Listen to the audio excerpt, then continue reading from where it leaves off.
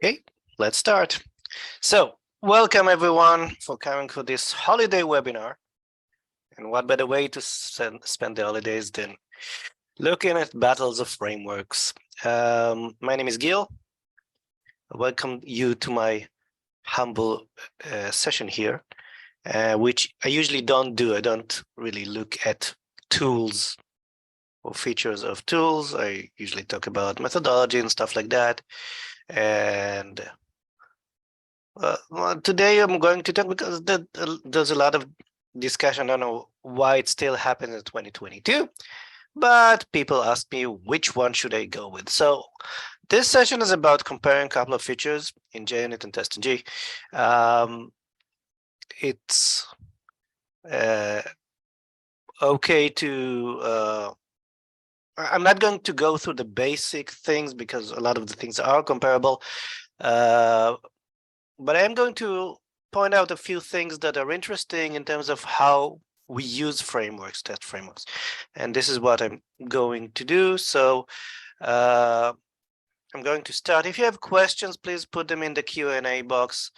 I'll try to look at them, but usually I do answer those in the end. So my name is Gil. I'm a consultant and trainer regarding all things that are working for people to create better software. That includes, of course, testing. I'm also the author of 2 books, Everyday Unit Testing, Everyday Spring Testing. You can find me on Twitter. Still, I think, if it's still on, I haven't checked for the last 5 minutes. And you can go to my site, testingguild.com or everydayunittesting.com, which goes directly there. And you can find when this recording will be up, it's going to be there, and other recordings and things that I talk about, like automation and APIs and testing, clean code, stuff like that. If you're interested, the last webinar was about refactoring, so cool stuff. What I'm talking about today is kind of a summary because it's going to be a comparison of tools, but things that I'm teaching as part of my unit testing and TDD courses and workshops. So if you're interested, let me know in the chat window or something like that, or after this session, go to the site everydayunittesting.com and ping me or on Twitter or whatever, send a pigeon or something like that to let me know. Maybe I can help you. So why am I doing this? Like I said, people are really focused on tools, which is better. And I'm going to tell you, I think, the end result. Both tools are compared, are really quite similar, and for most basic use, you can go with whatever you want, especially if you have some kind of experience in one of the tools. I am going to go through this because it's not like, can this tool do this for me? Most of them can do both, but how they do this, sometimes it's a matter of perception of what a framework should work like, what we expect from a test framework, then how should we critically say, well, is this working for me? This is basically why I'm doing this. Plus, I really like tools. It's not like I don't like tools. I like doing that. I think most of my workshops, I show this. So this is like somebody presenting Michelangelo to the crowd, say, well, he's awesome. And the first question coming up, what kind of chisel do I need to be like you? And like we always say, this is the wrong question.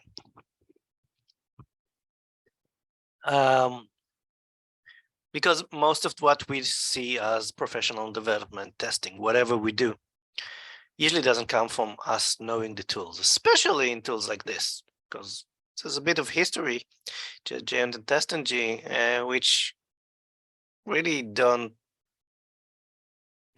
guide you through how to do good testing. good testing comes from a lot of testing.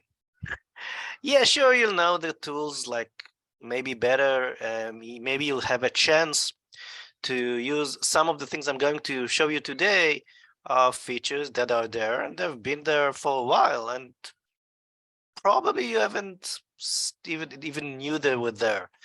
And it's not about knowing the feature is there, because it's nice to know that they are there, but is that useful for your real job, your day-to-day job? And this is like where we actually put the knowledge from other sources like this webinar to, is it really helping me on my day-to-day, and how can I know if this helps me? And which is, I think this is more interesting in terms of thinking critically about how does this help me. So I'm going to start with a bit of history because there is some history. JUnit was invented, created in '97 by Kent Beck, and the legend says that it was written on a plane from Sweden to LA, I think, Helsinki. And the legend is, of course, Kent Beck. He tells the story. And if you look up the old code and you figure out what it needs to do, well, you'll see that it is possible to write a test framework in 8 hours, I think. Because basically a test framework does 3 things. It identifies tests. What is test? What is not a test? It runs it. It reports the result, which is part of running it, and it gives you some ideas to, or APIs or asserts or expects, depending on what you're doing, which framework you're using, to say, well, this is what I expected, or this is how it should work. That's it. Once you've got that, everything else is like a lot of glitter. Sure, you can today run tests in separate threads, separate processes, a lot of organization go in there, but basically this is what a framework does. And JUnit wasn't the first, by the way. There was a framework in Smalltalk first, but who codes in Smalltalk? So basically JUnit was the first. And if you think about the family of what happened there in terms of history, so you'll see that the real tool that we actually look at is not JUnit 1, it's JUnit 3. This is where we actually started using annotations rather than using the test names for identifying tests. Different engine maybe, but it still needs to do this. It still need to identify what tests are, what isn't, what it isn't. In the beginning, it was something that starts with test. What happened then is that when JUnit came out, it did things in a certain way, and TestNG was a kind of what we call opinionated framework. So other people who created TestNG around that time says, well, we don't like how JUnit works. We think this is how it should work. And in parallel to development of JUnit 4, they started creating more and more features. And JUnit 4 came out in 2006. And basically, you can see there's a very big gap until JUnit 5, what we call Jupyter. JUnit 5 came out in 2017. The work started on it in 2014.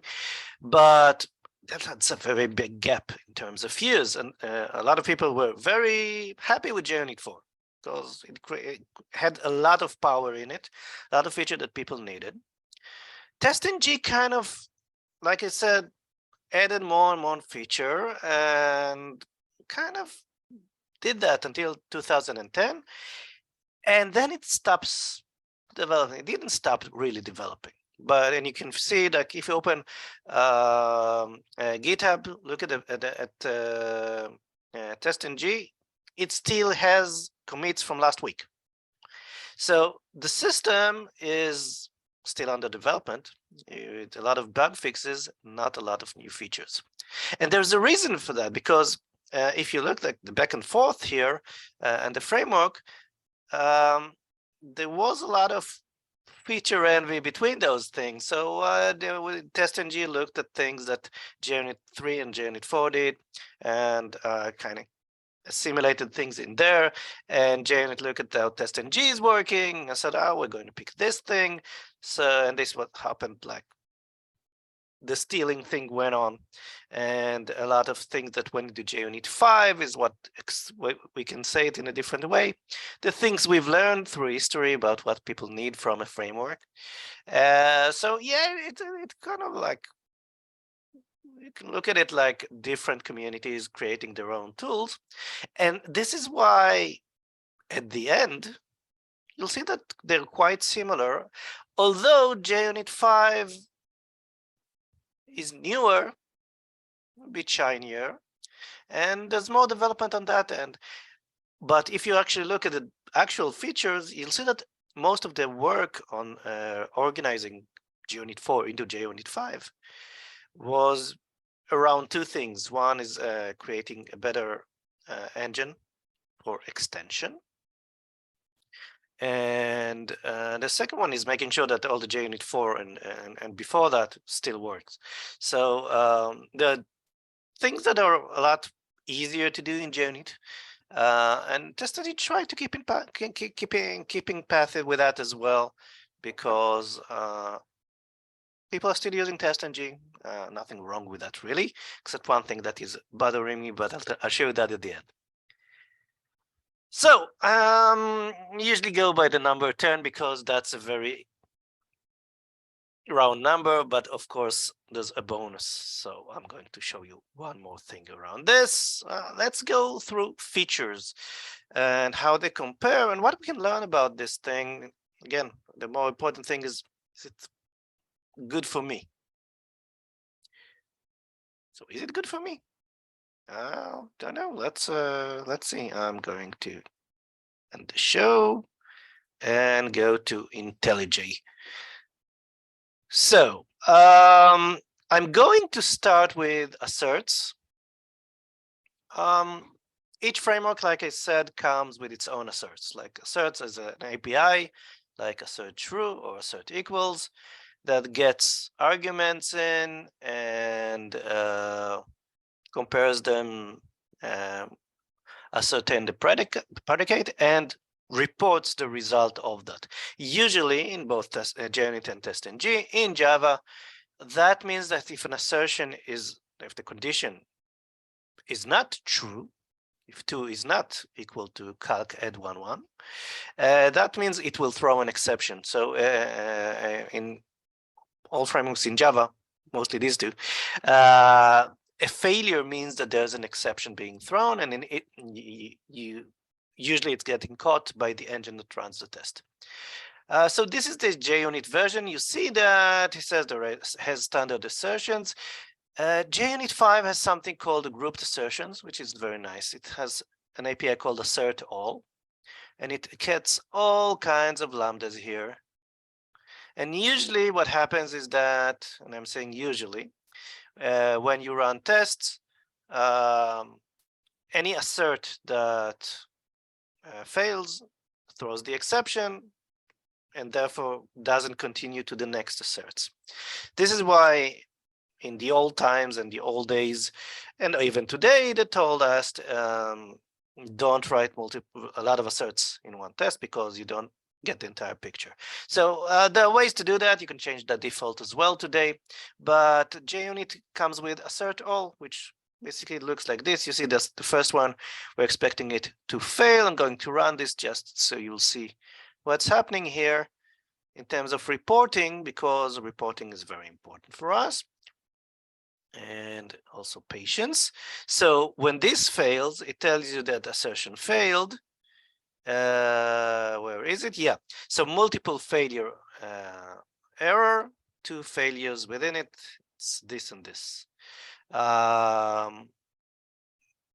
So you can get a better idea of out of your assertion which are true, which are not, and where they happened. So yeah, that's cool. TestNG doesn't have anything like that. It has the regular asserts that comes stacked with it. I do want to show you something else, which is not that good in terms of TestNG. So I have assert fail, which is also something with JUnit comes with that as well. This is I want to fail. Now look what happens when I run it.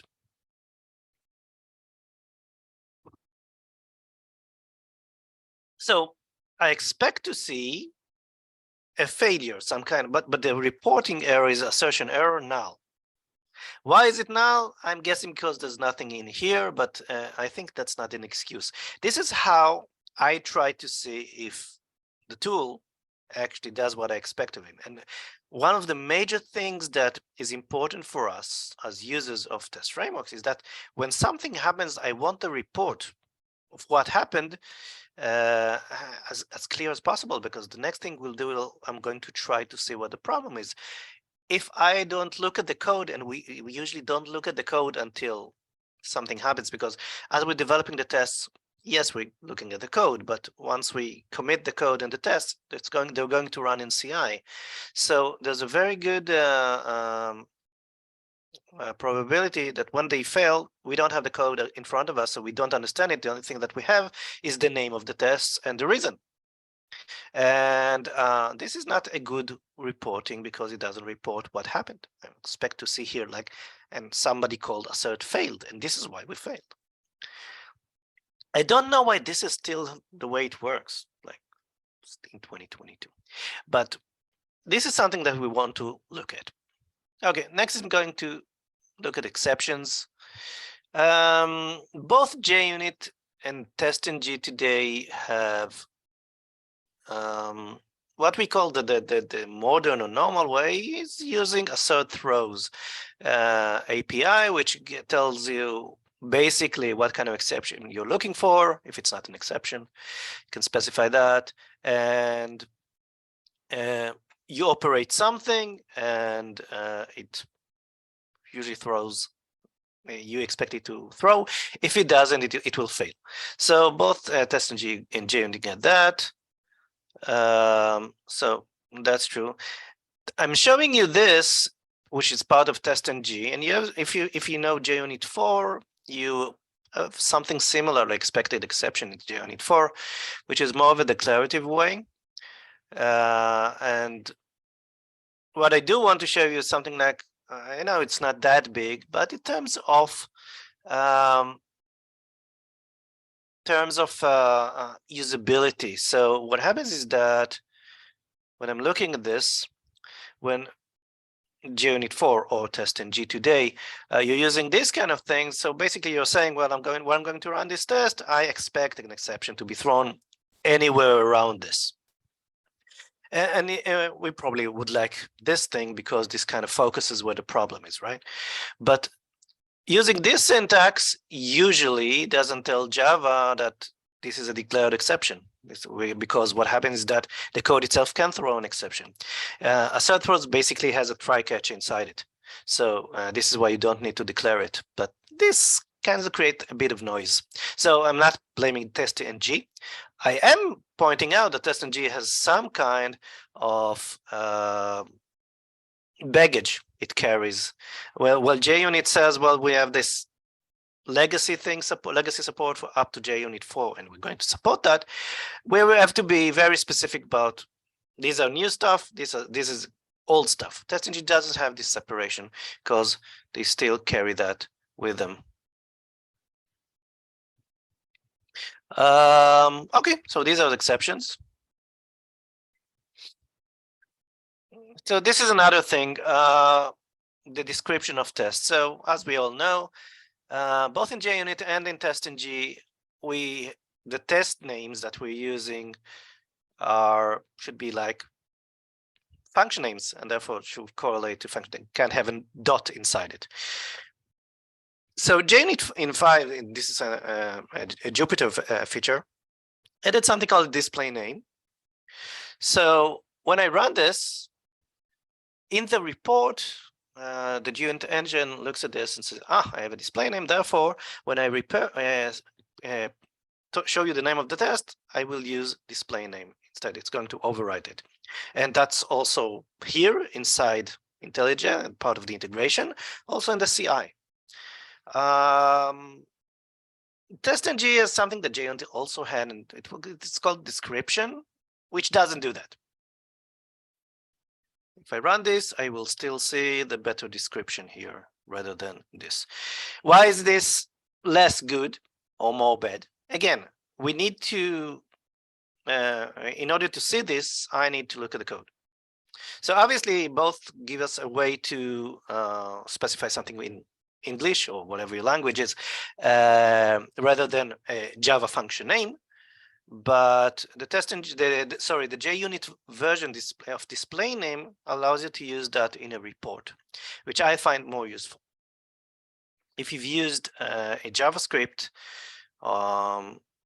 frameworks like Jasmine or Jest, the test name is the description itself, and you can specify whatever whole paragraphs of description you can put there as the name of the code.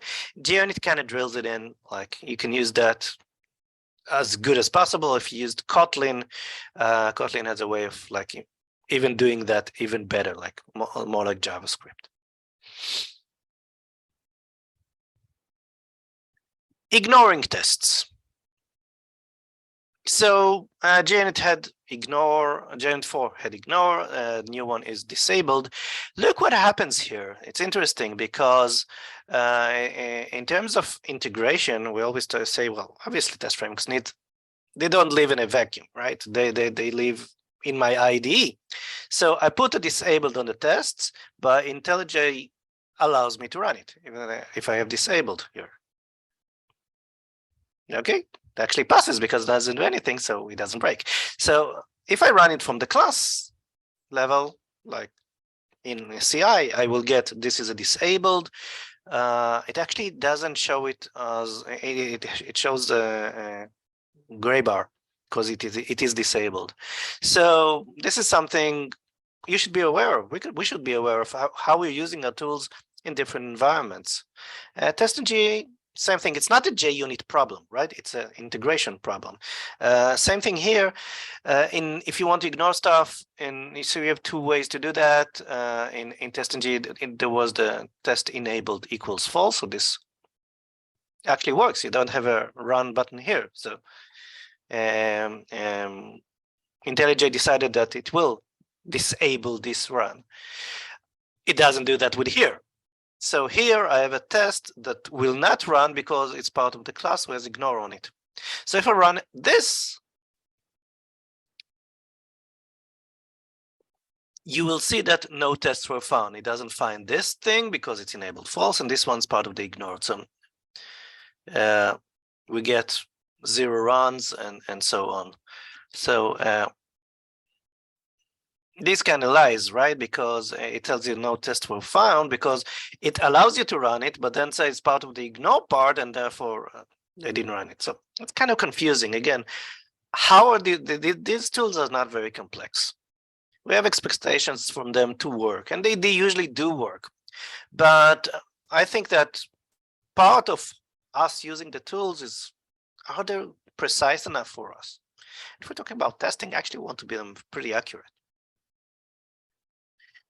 Repeating tests.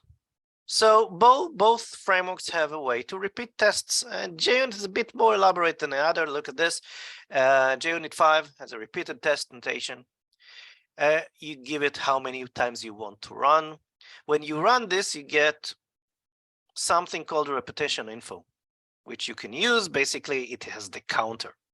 Get counter. You can use that here, and you can see I'm creating the calculator, and I'm checking that 2 plus the iterator number is less than 5. So 2 cases should run, should pass. The last one not. And you can see the reporting what happened here. So part of the integration and part of the reporting is that I'm getting the name of the tests, repeated tests, and then we have repetition 1, 2, and 3, and its own result and report in it. TestNG has something very similar for that. It's called invocation count. And this basically does the same thing. I want to show you just the reporting a bit. So you see this time it shows you the class, but it doesn't show you there's not another, and no step in the hierarchy. Just repeated test 1, 2, and 3, and it starts from 0, which is very annoying, but that's okay. I need to create my own counter. Okay, so because it doesn't have a repetition info in JUnit, JUnit like went a step over that. But if you know how test frameworks work, by the way, this might you might think about, well, why is this working? How do test frameworks work? They look at the test class, and usually by default they don't reuse the instance. They create a new instance per test. When I wrote this test, I thought it should be like static, because I will need to carry the current instance over, and as I increment it here. But as you can see, this actually works. So what happens is that per repeated test, the instance is created once and reused over the invocation. JUnit, by the way, doesn't do that. It does create an instance. Now, why is that important? It's important because we have expectation of when we're running tests, they run in some kind of isolation. So we have some kind of expectation of how this should run, not just as a test, but also as the code it runs.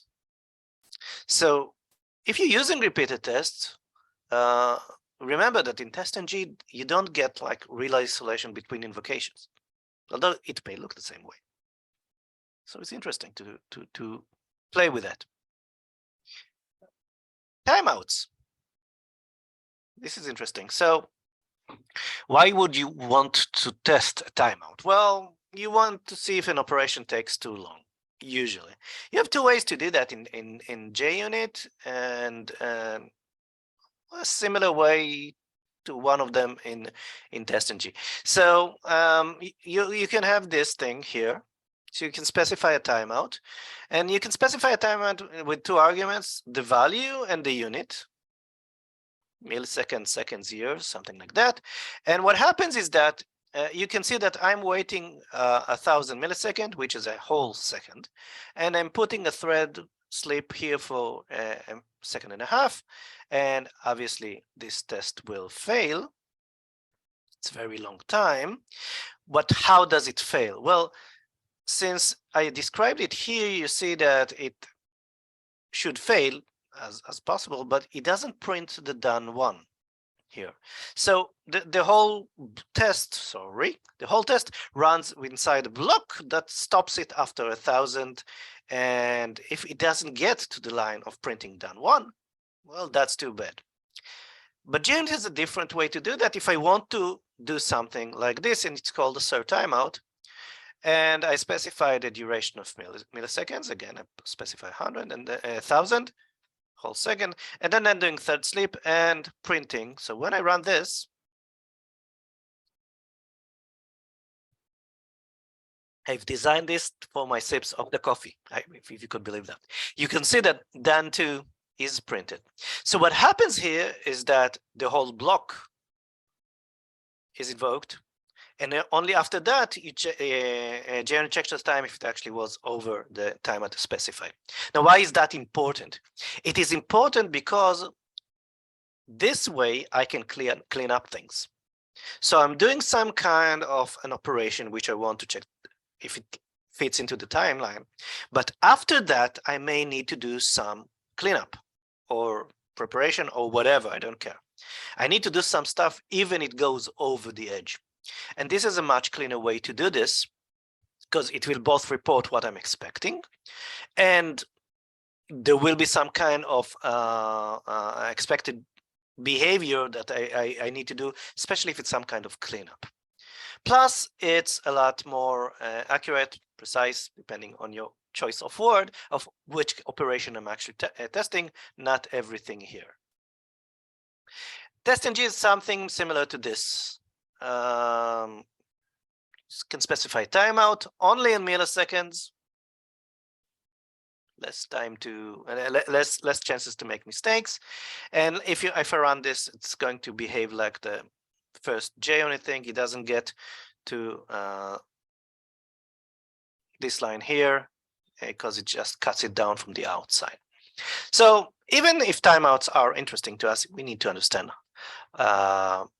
the behavior of what we're actually testing, how to test it correctly, and how to interpret the results, and how to use the tool correctly, because it's very interesting for me to know that even though I checked for a timeout, things were cleaned up afterwards. It didn't just break it at an unknown point. Next one, parameterized test or data-driven test. They have two names. They are called parameterized tests because they get like injected parameters here, and they are data-driven because I'm injecting data. It's usually a scheme. Maybe you've heard this once: write once, run many. But this is the same thing. Usually, what happens here is that I supply both inputs and expected results, so I can inject P1 and P2 here and expected, and then I can check that the expected is the result of calc.add. JUnit has different ways to specify that. You see two of them here. One of them, first of all, you need to specify it's a parameterized test. It's not a regular test. And then you have to say what the source is. You have multiple sources. One of them is CSV source, comma separated values, which you specify as a string. And JUnit by itself takes this string and converts the things into the different types. So if I had like int string or something like that, it would convert the first one to int, the second one to int, and the third one to string. How good is that? Well, as much as I trust both JUnit and myself to write this correctly, because it can create a problem. If I put something like this here, okay, and I run this, JUnit will try to convert this into an int. It will fail, but where it will fail, it's not in the in parameter resolution exception. It doesn't even start running the test. I can't put a breakpoint here and debug it. So it's really up to me to write this correctly. But the more generic way to do it, and especially in JUnit 5, because JUnit 4 was very horrible in how you would write this, is using a method source. This is the generic way. And what you would write is that I'm specifying on my test, I'm going to use this method as a factory method for my arguments. And this is can be more type safe. Can't guarantee it, but because you kind of you're able to return whatever you want, but it's a stream of arguments array. This is similar to what we have similar, and basically you put here the name of the method, which is the provider method, the factor method. It's okay. It's not refactor friendly, right? If you rename the provider method, the method source in the test remains the same. As you can see also in the reporting, there's a hierarchy that JUnit retains, which is very cool. TestNG is something like the method provider, only this time you don't give the name of the method, you give the data provider for the test a string, which is the name of the data provider annotation. So it does this, and this is as generic as the rest one. We create like object array here, and there's no checking that it's an arguments array. So you can actually return anything from it. In both cases, you can return things like I do here, like hard-coded stuff, but you can also read it from another stream, like a file or a CSV file or another service. It doesn't really matter. This is like the most generic way to get data in. And as long as you use it correctly, it works and reports same way. Let's run this here. See how it reports. It's the TestNG way of reporting. So instead of JUnit, well, you have a test and then the invocations, just the invocations. but it does tell you which arguments you are actually using, which is very useful. JUnit does this too, of course. Grouping. So one of the major points of TestNG over JUnit is the way you're allowed to create different groups of running. So you can have, and once you have these things running, you can specify both startup or setup code and cleanup code afterwards. So you can do all kinds of mixed and matches. Now, JUnit wasn't originally, and even today, as elaborate as TestNG. So it basically has three levels of running stuff. Basically, before all and before each means before all runs before a static method move that runs before all the tests in the same class, and before each runs before each one, and we have after each and after all. So this is basically the two levels. So within the test class, I can specify what happens before every test and before every one. Before and before each uses different terminology than JUnit 4, which was before test, after test, something like that. I find it more comfortable to use. It tells me more what's going to run, but it's always in the context of a class. So you have this. If you want to run something as part of a group, then you have to do something. The grouping is called tagging in JUnit. So you say tag adding or tag calculation, tag resetting. But you don't have a way to run this here. You can only run groups as part of a command line when you run JUnit from the command line. So this is here. TestNG has another level. It's called suite, but before that, it has confusing terms, which is kind of really annoying. So it has instead of test, it's called before method. I don't know why, because before test means like before class. So once you get past the terminology, which is different than JUnit, which is okay, but why call a test class a test? I don't know, but I wasn't there when they actually decided on it. Once you have that, you have another level of operations.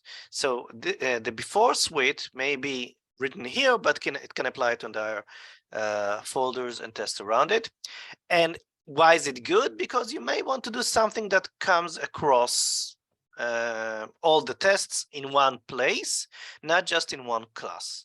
So if you just want to, I don't know, raise a database and connect to it before all tests, you don't want to do this like in every class. TestNG gives you the ability to do that without trying to write more code. It also has a way to annotate the test with the groups, where this test belongs to these groups. Now, both the tagging and the groups in TestNG works, but it is a lot of hassle to maintain, because I need to say that this test belongs to this group, but I need to maintain that in that group. But also, if I add another group in the future, I need to go back and remember that this test now belongs here. So there's a lot of work here. And while it has this capability of better organization or more elaborate organizations, it's a lot more work to do. Most people don't do that. So there is some usage in that, but basically I haven't seen too much usage of the suite thing. Or when I do that, it's not really using the suite, the feature of the tool itself, but rather like in a base class or something like that. If you worked with Selenium or stuff like that, you'll see base test classes galore. Okay, order. So this is the feature that you probably shouldn't mess with. Ordering. So both JUnit and TestNG comes with a way to tell what the order of running the tests should be. Now, why is that not useful or very bad to use? When you put dependency between tests, you can't run them alone. When I do this, when I run this, doesn't matter if it works or not, I intend to run this alone. And it's very easy to do this But if this needs to run after this, we have a problem. I need to run this and then this, and maybe I need to run them together in the same process for my thing to take effect, and I don't want to do that. I want the ability to run each test in isolation. So don't want to do that, to put any dependency. But since these are tools, they give you enough information to shoot ourselves in the foot. So let's see how we can do this. For example, the test method order, putting on the class, it can run in JUnit with alphanumeric or order annotation, which means I give it the order, which is horrible to maintain, or random, which is very good. So it will run all the names of the tests, all the tests in the class in a random way. Don't do that. Don't. At least in some way, we're looking. The random is a way to break the order and prove that the tests are isolated, which is cool. But if you're looking at reports all the time, and you want to see if there's a break in something, there is a dependency which you didn't notice before, but now it breaks something, reproducing that will be horrible. So you don't want that. TestNG gives you a way to use depends on methods. So again, using method rather than test, but that's okay. So this will be run after this because this is the name of the method. Again, horrible in terms of refactoring. If I refactor the name, my dependency is over and it's hard to maintain. But again, this is a feature that I advise not using, so don't use it anyway. Even more because of the refactoring.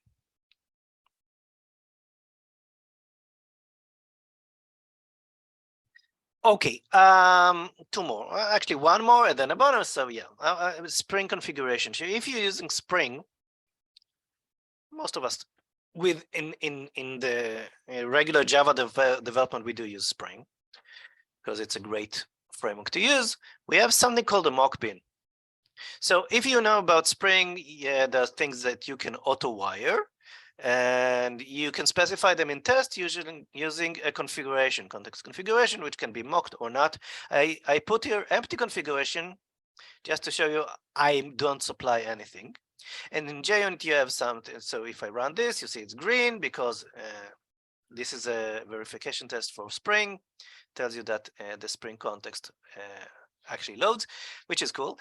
Look at the test here. It says that I'm going to use the list and make sure that it is not null.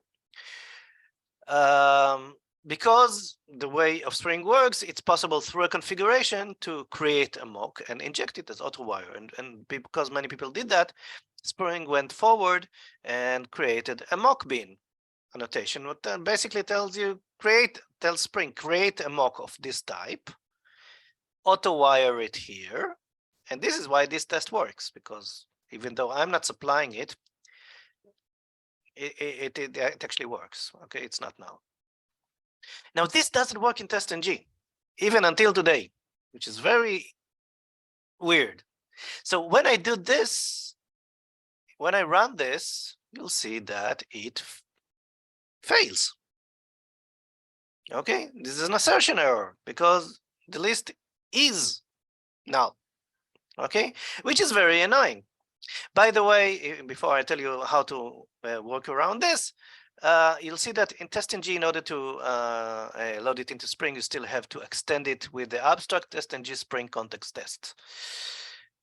Don't know why this is how TestNG is.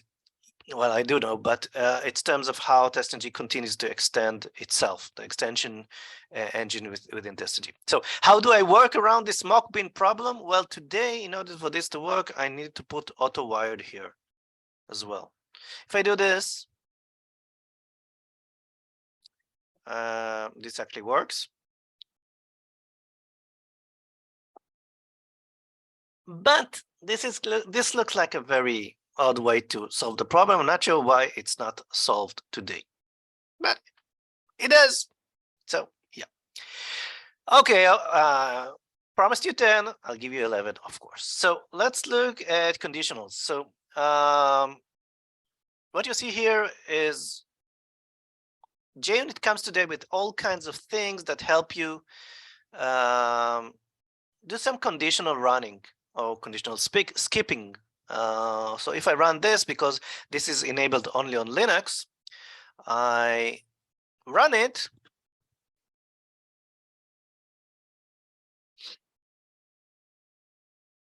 It passes. But if I run this as part of the class, I think it should tell me it's disabled. Again, this is part of the integration. So assuming that I'm running it like in a CI and stuff like that, so this will not run. It's like ignoring this or skipping this disabled on operating system. Gives you an actual report that tells you that. And TestNG doesn't come with something like that. You have to buy it to build something like that. So in TestNG, in order to skip to run this only on Linux, what I have to do is create a listener method. Listener class implements iTestListener, comes from TestNG. I implements on test start. This basically runs on reflection. I'm checking what the name of the test is. Not the name, checking the test method. And if it has an annotation on this class, I can do some kind of logic. So if it's not Linux, I will skip it. That's basically what it says. And then in order to run it, you'll see that on the test class, I'm adding this listener. And I have to create my own annotation. So it's not that big of a work to do that, but some of the things that come built in today with JUnit 5, you need to write your own stuff. It's not a big deal. You see, it's not a lot of code here. But you do need to understand how to write this code. Other than going into the internet and copying it from somewhere, you need to understand how a test framework works, how it identifies things, how reflection works, basically, because this is not a TestNG thing. This is a reflection thing. If you don't know anything about Java reflection, you won't be able to get that. That's basically it, but it's not very big work, but it is possible to create conditional listeners which allow you to either run or skip things based on your situation. Again, would you do that? This kind of thing,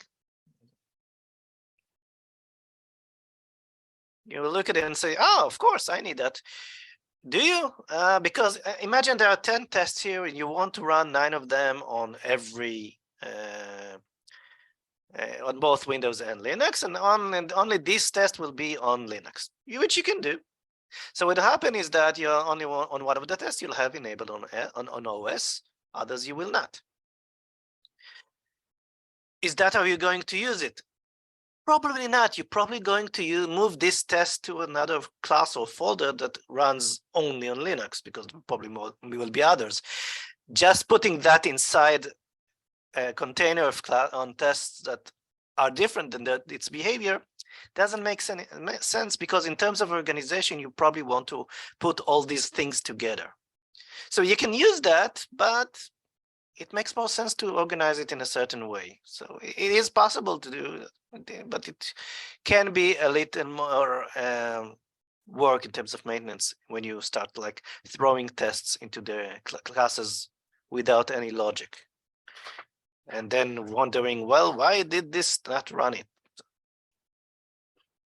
So there are things like that. Okay, so more than 10, even 11. So what's the verdict? JUnit today, JUnit 5, Jupyter, is more modern. It integrates, we saw that the integration with Spring, with the mock-bin. You'd expect TestNG to do the same thing. It integrates better. You don't see the extends in JUnit because of the integration. And that's what the big work on JUnit was. Redefining, rebuilding, and making the extension engine a lot more elaborate so it can be integrated better.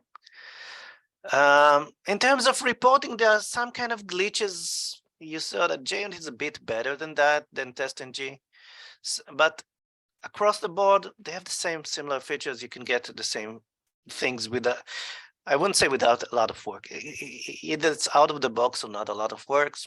But you've seen that what I showed you today, a lot of it is like extra. That's the icing on the cake, because most of the basic stuff, like the asserts, running things together, they work in both ways. And if you don't have something like the suite in JUnit, for example, it makes more sense that even if you do TestNG, you would organize your tests differently. So there is no clear winner. What is, where do the points go? Usually go back to you. It's not how you look at the tool. Is the tool better? If you have people that are looking at JUnit and say, well, it has all new shining stuff, but they do that because they know TestNG. You have a lot of skilled people with TestNG. I would probably go with TestNG. Nothing forbids me to write like tests in different with different tools in the same project. You can create another test class with JUnit. I showed you today that I have two of them running side by side in the same project. So there's no real winner in terms of better. There is something. There's no winner in terms of documentation. There's no winner in terms of support. Both frameworks are alive, they're getting commits all the time, and they do basically the same thing, which is basically what the first JUnit started doing. Running the tests, identifying them, and telling the results, and giving you some asserts. JUnit takes a bit more modern approach and gives you more icing, but if I started, I'd probably go with JUnit, but this is my own experience, because I like JUnit better. But again, like is subjective. Go with what makes sense to you. I want to remind you before I go to questions that what I've showed you today is part of my unit testing course in Java. So if you're interested in learning more on how to unit test better, not just the tools, hit me on the channels that are on the screen today and tell me if you want me to help you. Other than that, I want to thank you. If you have questions, put them in the question box. I will go over the questions I already have. If you want some, if you haven't asked it yet, put them in the question box. First is the question: if I get a job as an information engineer, is it a must to use POM as a framework when writing testing? So POM is part of Maven. So Maven is a way, it's basically the dependency management tool. It's how to get all kinds of dependency into your project. I used a Maven project here to get JUnit and TestNG and Spring, basically. Do you have to do that? No. Basically, you can use Gradle, same thing, different. You want to have a POM file. You have a Gradle's file. You can create a plain Java project and get this jar reference and the JUnit or TestNG jar directly download to you. Usually, modern applications are built with dependency management because they are more smart about which version needs everything. It's about resolving the right versions and which in the entire trees of dependencies. But if you just want to play with something like in Selenium, you can get JUnit as a jar and Selenium as a jar, bring everything yourself, or TestNG, doesn't matter, and build your own project. Usually people are working with Maven or Gradle today. Next question. Is there any difference in the tools in terms of customizing test discovery and execution? Yes, both of them have. You can customize the engine to decide where to find things, which things to run, filter what you want, because you can get whatever information you want before running things. So what I showed you in TestNG, like creating a listener, you can do the same thing with JUnit.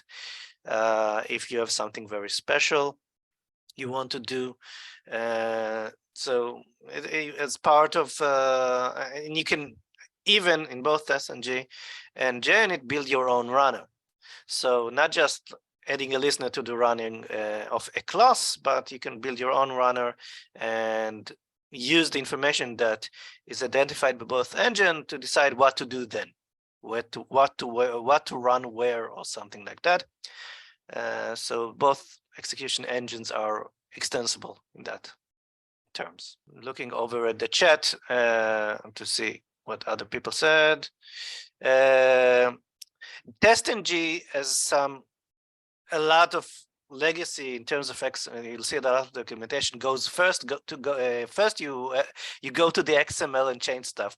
So if you have a lot of tests in TestNG and you started quite early, you may manage the things through XML, which you can then define the suite and the classes and so on, what one ran. So it has a lot of support of how you set up things in the XML and dependency and all kinds of things. But it goes through the XML, which is kind of the point in there that you probably don't want to do. Usually today, in addition to that, TestNG relies on the folder structure in order what to run and annotations. So and plus the complexity of allowing to override this, what you see in the code. I don't recommend like having too many ways to run things.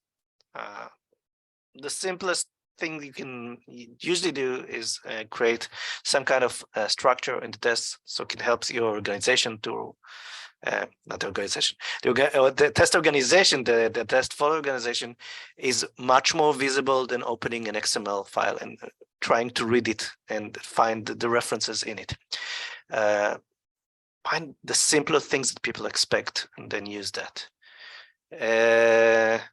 Priority order, that's true, and JUnit can play with that priority as well. Don't put dependency in the tests. It's not something that you'll see from the report. So if you depend on something happening first, and it's not just the tests. I always say that about flaky tests, but it's not. It's about any test. Dependency between tests mostly is not dependency in the test, dependency in the code. If you run things that store things in the database, you create a and then read from that, you've created a dependency that, yes, it's dependency between how you run the test, but basically it is in the code. The coupling is there. So try to write things that are isolated and run in an isolated manner. It's not always possible, but try to do that. And if things go together, put them in the same place. It's much easier when something doesn't work to see, well, what happened here, rather than looking for misorganized or disorganized dependencies. Thank you for coming today. I hope this was helpful for you. And I hope you have a nice holiday season. And we'll see you back in another webinar after the holidays are over. So thank you for coming today, and bye-bye. Hey everyone, if you enjoyed this video, be sure to like, share and subscribe for more. Thanks for the support, and remember, live long and test.